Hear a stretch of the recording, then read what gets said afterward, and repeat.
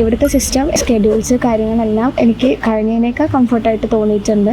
ഇവിടെ daily class കാണാനുണ്ടായിരിക്കും. പിന്നെ weekly exams ഉണ്ടാവും. ഫ്രൈഡേയും മൺഡേയും വീക്കിലി എക്സാംസ് ആണ്. ചാപ്റ്റേഴ്സ് കഴിയുമ്പോഴേക്കും മന്ത്ലി ഗ്രാൻഡ് എക്സാം വരുന്നുണ്ട്. ഈ ഗ്രാൻഡ് എക്സാം വരുന്നത് സാധാരണ നീറ്റ് എക്സാം 3 hours ആണെങ്കിലും ഇവിടെ ഒരു 15 minutes കുറച്ചിട്ടാണ് എക്സാം ഇടുന്നത്. ഇത്രയും ടൈമിൽ നമ്മൾ എഴുതി തീർന്നു കഴിയുമ്പോൾ ഫൈനൽ എക്സാം നമുക്ക് കുറച്ചുകൂടി ടൈം കിട്ടുന്നതായിട്ട് എനിക്ക് ഫീൽ ചെയ്തിട്ടുണ്ട്.